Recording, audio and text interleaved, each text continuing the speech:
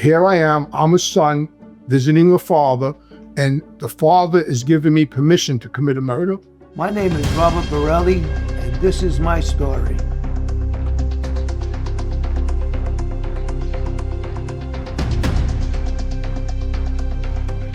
God saved my life, and He can do the same for you. My sister marries him, I get clean, I go to treatment in 1988. While I'm in treatment, my sister is pregnant, she has a baby shower. The next morning, I call my wife up to find out how the shower went. And I get on the phone, and my wife tells me, that son of a bitch, last night he almost killed your mother. I go, who are you talking? He goes, Frankie. I heard screaming and yelling because we lived upstairs from my mother. I ran downstairs and he was choking your mother. He had her on the floor and he was choking her. And I jumped on him. I scratched his face. He threw me up against the wall. He ran out of the house. I was like, what are you kidding me? Right? So now I'm in treatment. I'm in Vermont in the dead of winter in treatment. So I get out and my mother is terrified. Forget it. Don't do nothing. He'll kill you. He's crazy. So I go see Tony. Now I go see Tony Lee, who was my father's partner. He's a maid guy. I go see Tony and I tell him, you know, Frankie beat my mother up. And he tells me, I know. So I looked at him, I go, you know? I said, well, what are we going to do? He goes, we're going to clip him. And now I'm raised in that life. Like, now here my sister's pregnant with this guy's baby. And he tells me we're going to clip him. And I say, all right. And I'm fine with it. Mm-hmm. So now in the mob, Hill knows, in the mob, you just can't kill people. You got to get permission because they call murder work. Like when we were in the street, if somebody would tell me, like, he's a good guy, he did work, I know he murdered somebody, or he's a good guy, I know he murdered somebody. So you got to get permission to commit a murder because murder brings heat, people get arrested. So you just can't randomly kill people or you would get killed. So now Tony says, we're going to clip him, but we're going to do it the right way. So now I have to go visit my old man.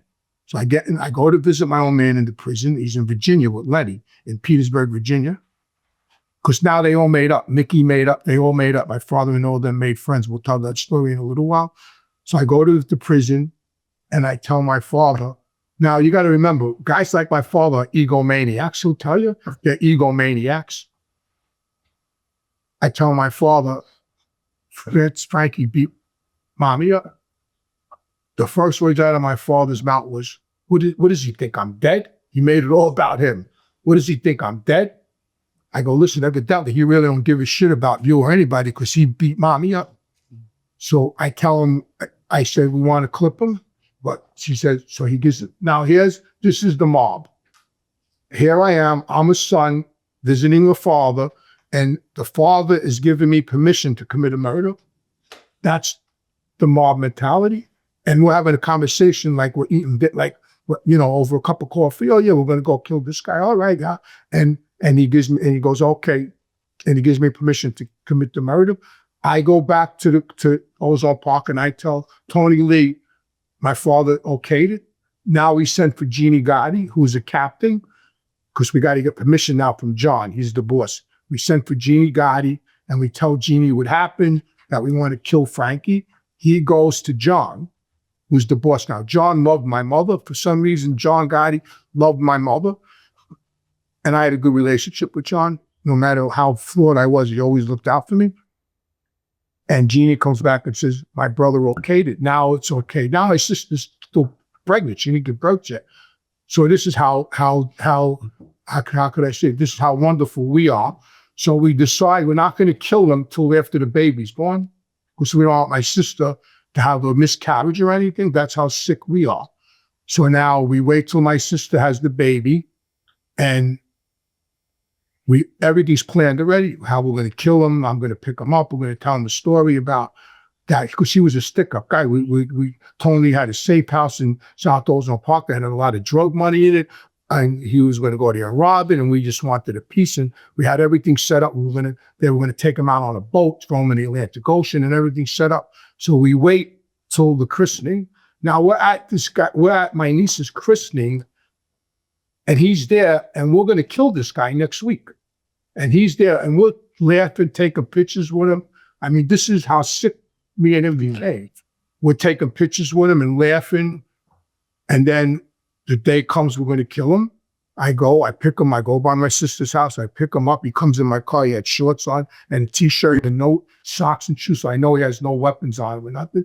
Now, I gotta bring him there, and now I can't let this guy know what's going on because he's dangerous. He'll jump out of the car, whatever he's gonna do. So I'm talking, laughing, he kisses me hello, and we're in the car, and I drive to the club, and Mikey Gow, who was Tony's brother, is sitting outside. I pull up, and I'm calm, I'm calm.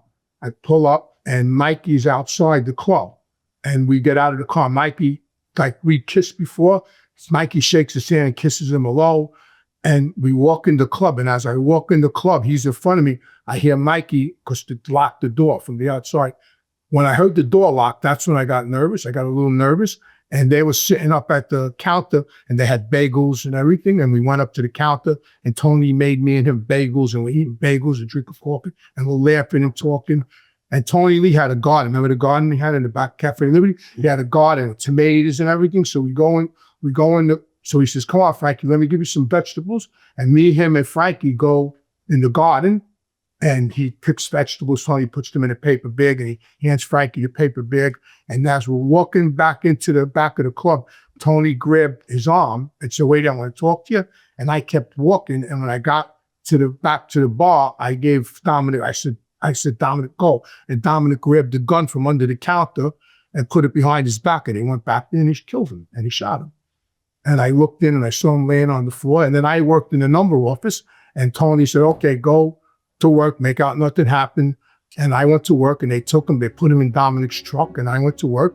And a couple hours later, my sister calls me and told me, Frankie never came home. I don't know what happened. I dropped him off on the corner. I don't know where this guy went. You are now watching the Robert Borelli YouTube channel. Forget about it.